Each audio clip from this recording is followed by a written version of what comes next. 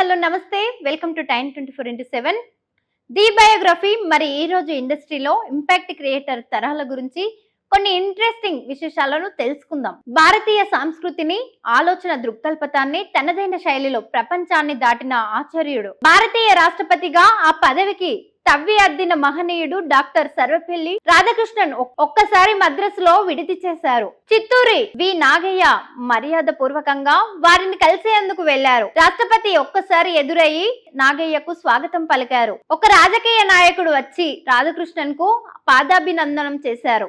రాష్ట్రపతి అతన్ని వర్ణిస్తూ, నా కాళ్ళ మీద పడితే నీకేం పుణ్యం వస్తుంది, ఇక్కడ ఎదురుగా పుజ్జులు నాగయ్య గారున్నారు, వారి కాళ్ళు తాకండి, ఏదైనా పుణ్యం వస్తుంది అన్నారు. మరో సంఘటన, తిరుమల దేవస్థానం ప్రభుత్వ పరిధిలోకి రానప్పుడు ఆలయ ధర్మాధికారిగా ఉన్న మహంతు నాగయ్యకు రత్న కంబలి పరాచి ఆలయంలోకి ఆహ్వానించారు. తిరువానుకూరు మహారాజు నాగయ్యకు కనకాభిషేకం చేశారు. మైసూరు మహారాజు నాగయ్యకు బంగారు పల్లెంలో కాళ్ళు కడిగి కనకాభిషేకం చేసి ఏనుగు అంబారి మీద ఊరేగించారు. ఆయన నటించిన యోగి వేమన, భక్త పోతన సినిమాలను చూసి పశువులను కాసే ఒక బాలుడు బాలయోగిగా మారి సమాధిలోకి వెళ్లారు. 1948లో జెమిని అధిపతి ఎస్ఎస్ వాసన్ పండురంగని భక్తుడు ఘోర కుంభరన్ జీవిత చరిత్రను చక్రాధారి పేరుతో తమిళంలో నిర్మిస్తే నాగయ్య ఆ పాత్రలో జీవించి నటించారు.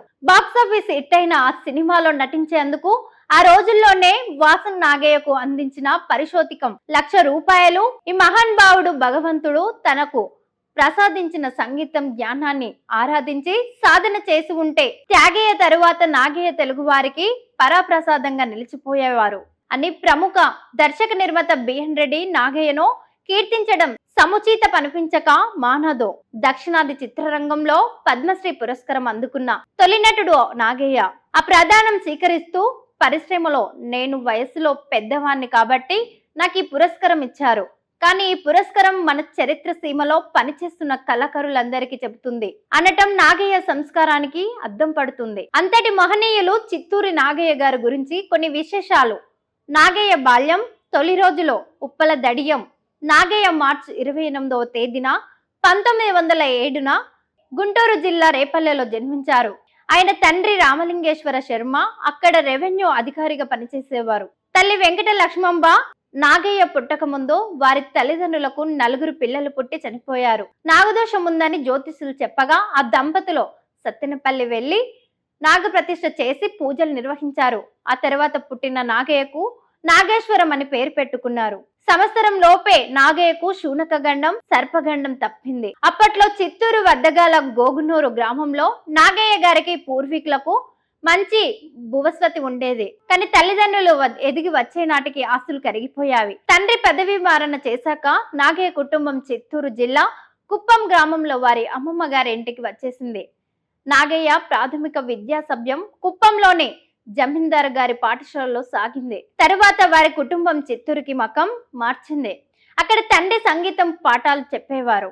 ఆయన వయోలిన్ విద్యా సంస్థలు కూడా హై స్కూల్లో చదువుకుంటున్నప్పుడే తండ్రి శిక్షణ నాగేశ్వరం సంగీత పాఠశాలను నేర్చుకున్నారు. స్కూల్లో ప్రదర్శించే నాటకాలలో ప్రహ్లాదుడిగా, శ్రీకృష్ణుడిగా వేషాలు వేసేవారు. ఒక్కసారి ప్రఖ్యాత సంగీత విద్వాంసుడు తిరుచి గోవింద రాజస్వామి పిల్లై సంగీతం కచేరీ జరిగింది. కచేరీ చివరన నాగయ్య యాదలపంగ కీర్తన పాడుతూ ఉంటే పిల్లయ్య దగ్గరకు పిలిచి తను వయోలిన్ వాయిస్తూ నాగయ్య చేత మైక్ లో కీర్తన పాడించారు. నాగయ్య ఈ సంఘటనను ఎప్పుడు గుర్తు చేసుకునేవాడు. తండ్రి నాగయ్యను వకీల్ చేయాలని అభిలాషిస్తే తను మాత్రం సంగీతానికి, నటనకు అంకితం అవ్వాలని కలలు కనేవాడు. 1926లో మద్రాస్ ప్రెసిడెంట్స్ కళాశాలలో తన 19వ ఏట ఇంటర్మీడియట్ చదువుతున్నప్పుడే నాగయ్యకు పెళ్లయింది. ఆర్థిక పరిస్థితులు అనుకూలంగా లేకపోవడంతో నాగయ్య చిత్తూరు వచ్చి కలెక్టరేట్ గుమస్తా ఉద్యోగంలో చేరారు. అక్కడ శ్రీరామ విలాసన సభ అనే నాటక సమాజాన్ని స్థాపించి ఆ నాటకాల ద్వారా వచ్చే ఆదాయాన్ని బీద విద్యార్థులకు సహాయం చేసేవారు. ఇక జిల్లా బోర్డు అధ్యక్షుడే నాగయ్య స్థాపించిన నాటక సమాజానికి ప్రెసిడెంట్ గా ఉండడంతో నాగయ్యను బోర్డు కార్యాలయంలో ఉద్యోగంలో నియమించారు. రామదాసు నాటకంలో నాగయ్య కబీరు పాత్ర పోషిస్తూ అలపించే శ్రావణమైన పాటలకు ప్రేక్షకులకు వన్స్ మోర్ కొట్టేవారు. అప్పుడే నాగయ్య గారికి సంసారంలో అపశృతి చోటు చేసుకుంది. అతని భార్య ఒక బిడ్డను ప్రస్తావించి మరణించింది. కొన్నాళ్లకు ఆ పాప కూడా కాలం చేసింది. కొన్నేళ్ల తర్వాత తన నాటకాలు చూసి ప్రభావితులైన కుటుంబంలోని అమ్మాయిని నాగయ్యకు ద్వితీయ వివాహం చేసుకున్నారు. ఆమె వీణపాని సంగీత ప్రవీణ, తులసి రామాయణంలోని కీర్తనలు శ్రావణంగా పాడేది. సాంస్కృత పండిత్యం ఆమెకు ఆదానపు ప్రయోజనకారిగా ఉండేది. నాగయ్య గారికి కూడా ఆమె కీర్తనలు నేర్పేది. సంగీత కేచరిలో నాగయ్య తండ్రి ఫిడేల్ వాయిస్తే భార్య వీణ వాయించేది. జిల్లా బోర్డులో ఉద్యోగం చేస్తూనే నాగయ్య హెచ్ఎంవి రికార్డు కంపెనీలో గాయకుడిగా పనిచేస్తుండేవాడు. అప్పట్లో ఈ రికార్డు కంపెనీ బెంగళూరులో ఉండేది. రికార్డుకు వెళ్ళవలసి వచ్చినప్పుడు నాగయ్య భార్యను వెంట పెట్టుకుని వెళ్లేవారు. ఆంధ్రపత్రికకు స్థానికుడిగా విలేకరుగా కూడా ఆయన వ్యవహరించేవారు. ఇలా ఉండగా వీధి మరొక్కసారి నాగయ్యను వంచించి వీరి సంసారం ఆనందంగా నడుస్తుండగా భార్య మరణించింది. నాగయ్యను సమాజం అదృష్టవంతుడిగా ముద్ర వేసింది.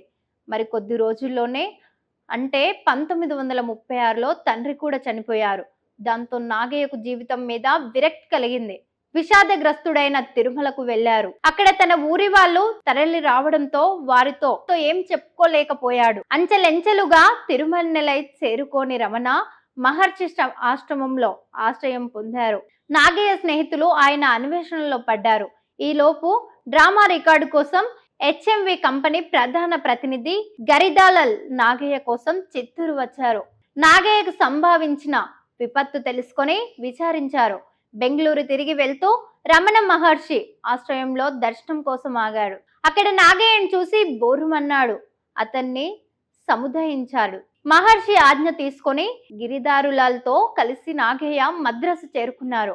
నీడలా వెంటాడిన కష్టాలు గిరిదాల్ నాగయ్యకు జడ్జి టౌన్ లో ఉన్న సర్దార్ భవన్ లో ఒక అద్దెగారి ఇప్పించి పట్టెలు కుట్టించి ఖర్చుకు డబ్బులు ఇచ్చి బెంగళూరు వెళ్లి వస్తానని సెలవు తీసుకున్నారు. ఆంధ్రపత్రిక కార్యక్రమంలో పనిచేసే మల్లెల శివరామకృష్ణతో అంతకుముందు నాగయ్యకు పరిచయం ఉంది. ఒకరోజు ఆయన తరాసపడి నాగయ్యను ఆంధ్రపత్రిక సంస్థాపకుడు కాశీనాథుడు నాగేశ్వరరావు పంతులు గారికి పరిచయం చేశారు. అంతకుముందు చిత్తూరులో ప్రదర్శించిన నాటకానికి నాగేశ్వరరావు పంతులు హాజరైన వేదిక మీద నాగయ్యకు బహుమానం అందజేసిన సంఘటన నాగయ్యను గుర్తు చేసుకున్నారు. పంతులు గారు వెంటనే 500 రూపాయలు తీసి నాగయ్య చేతిలో పెడుతూ గుడివాడలో రామదాసు నటన ప్రదర్శన ఏర్పాటు చేయమని కోరారు. ఈలోగా హెచ్ఎంవి కంపెనీ ప్రధాన కార్యక్రమం మద్రాసు నగరానికి మారింది. గిరిధారీలాల్ డ్రామా రికార్డు మద్రాసులోనే పూర్తి చేయించారు. ఒక్కసారి చిత్తూరు వెళ్తే తండ్రి చేసిన బీమా తాలూకు డబ్బులు 15,000 నాగయ్యకు అందింది. ఆ డబ్బుతో సినిమా తీయాలనే సంకల్పంతో ఉండగా తన గది పక్కన ఉంటున్న రంగస్వామి మొదలియర్ నాగయ్య బలహీనతకు స్వప్రయోజనానికి వాడుకున్నాడు. సినీ నిర్మాణంలో భాగస్వామిగా ఉంటానని చెప్పిన నాగయ్య వద్ద ఉన్న డబ్బుతో నారాయణ అనే సినిమా తీద్దామని తన సిలోన్ నుంచి తీసుకువచ్చిన డబ్బంతా కోర్టు ఖర్చులకు అయిపోయిందని నమ్మించి నాగయ్య చేత 10,000 ఖర్చు పెట్టించారు. మిగిలిన 5,000 తీసుకొని రంగుండ్లో తనను వ్యాపారం ఉందని నమ్మించి పెట్టుబడి తీసుకొస్తానని నమ్మించాడు. జాతకం మార్చిన చెన్నయ్యపట్నం. ఒక్కసారి నాగయ్యకు ఫానగల్ పార్కులో బిఎన్ రెడ్డి తారాసపడ్డారు. నాగయ్యకు బిఎస్ బాల స్నేహితుడు బిఎస్ రెడ్డి నాగయ్యకు హెచ్ఎం రెడ్డికి పరిచయం చేసి అతని నేపథ్యం వివరించారు. నాగయ్య కథనం విని హెచ్ఎం రెడ్డి షేర్ చేయండి, లైక్ చేయండి, సబ్స్క్రైబ్ చేయండి.